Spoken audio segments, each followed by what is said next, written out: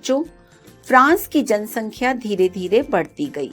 परिणाम स्वरूप अनाज उत्पादन की तुलना में काफी कम हो गया और उसकी मांग काफी तेजी से बढ़ी। मुख्य खाद्य पाव रोटी की कीमत में तेजी से वृद्धि होने लगी। अधिकतर कामगार मजदूरों को, जो कि कारखाने में मजदूरी करते थे, उनकी मजदूरी उनकी मेहनत से काफी कम मिलती थी। यानी जिस हिसाब से महंगाई बढ़ रही थी उस हिसाब से उनकी मजदूरी नहीं बढ़ रही थी।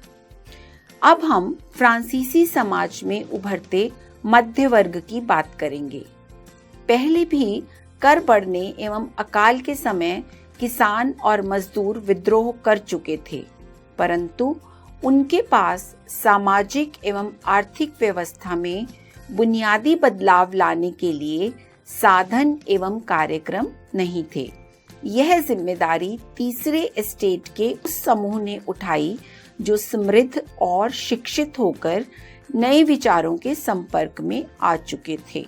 यह मध्य वर्ग फैलते समुद्री व्यापार और ऊनी तथा रेशमी वस्त्रों के उत्पादन के बल पर संपत्ति अर्जित कर रहा था। ऊनी और रेशमी कपड़ों का या तो निर्यात किया जाता था या समाज के समृद्ध लोग उसे खरीद लेते थे। तीसरे एस्टेट में इन सौदागरों एवं निर्माताओं के अलावा प्रशासनिक सेवा वकील जैसे पेशेवर लोग भी शामिल थे। यहाँ सभी पढ़े लिखे थे और इनका मानना था कि समाज के किसी भी समूह के पास जन्म से विशेष अधिकार नहीं होने चाहिए। किसी भी व्यक्ति की सामाजिक हैसियत का आधार उसकी योग्यता ही होनी चाहिए। स्वतंत्रता, समान नियमों तथा समान अवसरों के विचार पर आधारित समाज की यह परिकल्पना जॉन लॉक, रूसो जैसे दार्शनिकों ने प्रस्तुत की थी। अपने टू ट्रीटीज ऑफ गवर्नमेंट में लॉक ने राजा के देवी और निरंकुश अधिकारों के सिद्धांत का खंडन किया था। रूसो ने इसी विचार को आगे बढ़ाते हुए जनता और उसके प्रतिनिधियों के बीच एक सामाजिक अनुबंध पर आधारित सरकार का प्रस्ताव रखा। मॉन्टेस्क्यू ने the spirit of the law नामक रचना में सरकार के अंदर विधायिका, कार्यपालिका और न्यायपालिका के बीच सत्ता विभाजन की बात कही। जब संयुक्त राज्य अमेरिका में 13 उपनिवेशों ने ब्रिटेन से खुद को आजाद घोषित कर दिया तो वहां इसी मॉडल की सरकार बनी। फ्रांस के राजनीतिक चिंतकों के लिए अमेरिकी संविधान और उसमें दी गई व्यक्तिगत अधिकारों की गारंटी प्रेरणा का एक महत्वपूर्ण स्रोत थी। प्राचीन राजतंत्र के तहत फ्रांसीसी सम्राट अपनी मर्जी से कर नहीं लगा सकता था। इसके लिए उसे एस्टेट्स जनरल यानी प्रतिनिधि सभा की बैठक बुलाकर नए करों के अपने प्रस्ताव पर मंजूरी लेनी पड़ती थी। एस्टेट जनरल एक राजनीतिक संस्था थी जिसमें तीनों एस्टेट अपने अपने प्रतिनिधि भेजते थे, लेकिन सम्राट ही यह निर्णय करता था कि संस्था की बैठक कब बुलाई जाएगी। इसकी अंतिम बैठक 1614 में हुई थी। फ्रांसीसी सम्राट लुई ने 5 मई 1799 को नए करों के प्रस्ताव के अनुमोदन के लिए एस्टेट्स जनरल की बैठक बुलाई। प्रतिनिधियों की मेजबानी के लिए वर्साई के आलीशान भवन को सजाया गया। पहले और दूसरे एस्टेट ने इस बैठक में अपने 300 प्रतिनिधि भेजे जो आमने सामने की कतारों में बिठाए गए। तीसरे एस्टेट के 600 प्रतिनिधि उनके पीछे खड़े किए गए। तीसरे एस्टेट का प्रतिनिधित्व पढ़े लिखे लोग कर रहे थे। किसानों से उनकी शिकायतों एवं मांगों की सूची बनवाई गई। तीसरे वर्ग के प्रतिनिधियों ने मांग रखी कि अब की बार पूरी सभा द्वारा मतदान कराया जाना चाहिए, जिसमें प्रत्येक सदस्य को एक मत देने का अधिकार होगा। यह एक लोकतांत्रिक सिद्धांत था जिसे मिसाल के तौर पर रूसो ने अपनी पुस्तक द सोशल कॉन्ट्रैक्ट में प्रस्तुत किया था।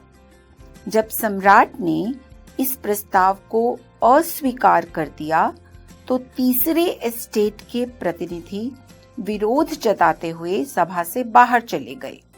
तीसरे एस्टेट के प्रतिनिधि खुद को संपूर्ण फ्रांसीसी राष्ट्र का प्रवक्ता मानते थे। 20 जून को यह प्रतिनिधि वर्साई के इंडोर टेनिस कोर्ट में जमा हुए। इन्होंने अपने आप को नेशनल असेंबली घोषित कर दिया और शपथ ली कि जब तक सम्राट की शक्तियों को कम करने वाला संविधान तैयार नहीं किया जाएगा, तब तक असेंबली भंग नहीं होगी। उनका नेतृत्व मिराबियो और आबेसिये ने किया। मिराबियो का जन्म कुलीन परिवार में हुआ था, लेकिन वह सामंती विशेष अधिकारों वाले समाज को खत्म करने की जरूरत से सहमत था। आबेसिये मूलतः पादरी था और उसने तीसरा एस्टेट क्या है शीर्षक से एक अत्यंत प्रभावशाली प्रचार पुस्तिका लिखी। जिस वक्त नेशनल असेंबली संविधान का प्रारूप तैयार करने में व्यस्त थी, पूरा फ्रांस आंदोलन कर रहा था। कड़ाके की ठंड के कारण फसल मारी गई थी, पावरोटी की कीमतें आसमान छू रही थी। बेकरी मालिक स्थिति का फायदा उठाते हुए जमाखोरी में जुटे थे। बेकरी की दुकानों पर घंटों के इंतजार के बाद गुस्साई औरतों की भीड़ ने दुकान पर धावा बोल दिया। दूसरी तरफ सम्राट ने सेना को पेरिस में प्रवेश करने का आदेश दे दिया। देहाती इलाकों में गांव-गांव यह अफवाह फैल गई कि जागीरों के मालिकों ने भाड़े पर लुटेरों के गिरोह बुला लिए हैं जो पकी हुई फसलों को तबाह करने निकल पड़े हैं। कई जिलों में भय से आक्रांत होकर किसानों ने कुदालों और बेलचों से ग्रामीण किलों पर आक्रमण कर दिए। उन्होंने अन्न भंडारों को लूट लिया और लगान संबंधी दस्तावेजों को जलाकर राख कर दिया। कुलीन बड़ी संख्या में अपनी जागीरें छोड़कर भाग गए।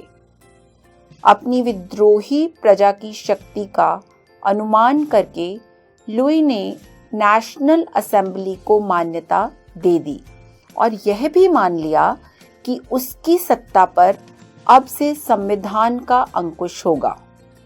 4 अगस्त की रात को असेंबली ने करों, कर्तव्य और बंधनों वाली सामंती व्यवस्था का आदेश पारित किया। पादरी वर्ग के लोगों को भी अपने अधिकारों को छोड़ देने के लिए विवश किया गया। धार्मिक कर समाप्त कर दिया गया और चर्च के स्वामित्व वाली भूमि जब्त कर ली गई। इस प्रकार कम से कम 20 अरब लीवर सरकार के हाथ में आ गई और इस प्रकार फ्रांस में संवैधानिक राजतंत्र की नींव पड़ी।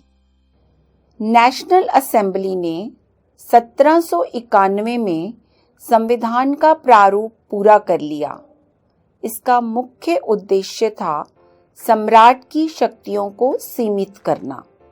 एक व्यक्ति के हाथ में केंद्रीकृत होने के बजाय अब इन शक्तियों को विभिन्न संस्थाओं जैसे कि विधायिका, कार्यपालिका एवं न्यायपालिका में विभाजित एवं हस्तांतरित कर दिया गया। इस प्रकार से फ्रांस में संवैधानिक राजतंत्र की नींव पड़ी। सन 1791 में संविधान ने कानून बनाने का अधिकार नेशनल असेंबली को सौंप दिया। नेशनल असेंबली अप्रत्यक्ष रूप से चुनी जाती थी। पहले नागरिक एक निर्वाचक समूह का चुनाव करते थे जो आगे असेंबली के सदस्यों को चुनते थे। सभी नागरिकों को मताधिकार नहीं था। 25 उम्र से अधिक उम्र वाले वह पुरुष जो कि कम से कम 3 दिन की मजदूरी के बराबर का कर्ज चुकाते थे, उन्हें ही सक्रिय नागरिक माना जाता था। शेष पुरुषों और महिलाओं को निष्क्रिय नागरिक के रूप में वर्गीकृत किया गया। संविधान पुरुष एवं नागरिक अधिकार घोषणा पत्र के साथ शुरू हुआ था। जीवन के अधिकार, अभिव्यक्ति की स्वतंत्रता के अधिकार और कानूनी बराबरी के अधिकार को नैसर्गिक एवं अहरणीय अधिकार के रूप में स्थापित किया गया, अर्थात अधिकार प्रत्येक व्यक्ति को जन्म से प्राप्त है और इन अधिकारों को कोई नहीं छीन सकता था।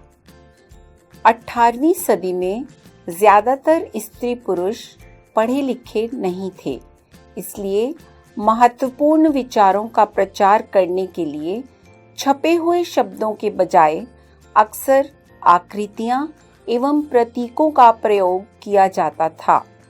ले बार्बिए ने अपनी पेंटिंग में अधिकारों के घोषणा पत्र को लोगों तक पहुंचाने के लिए अनेक प्रतीकों का प्रयोग किया। टूटी हुई जंजीर, दासों को बांधने के लिए जंजीरों का प्रयोग होता था। टूटी हुई हथकड़ी उनकी आजादी का प्रतीक थी।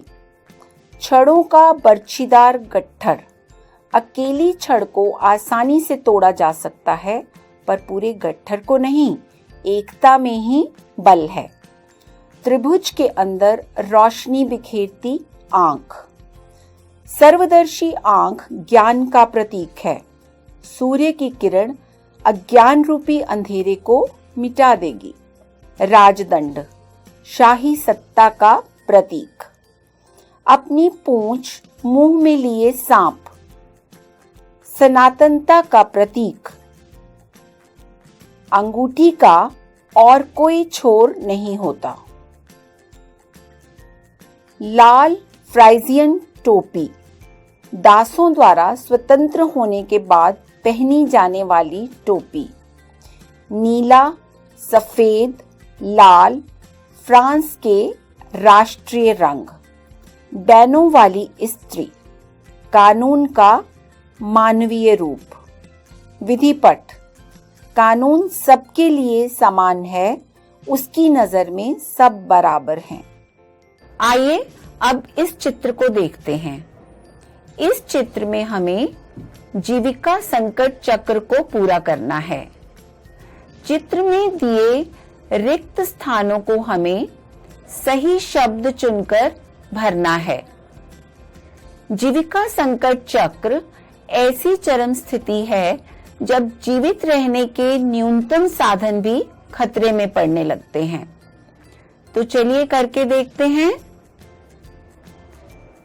खराब फसल, अन्नभाव।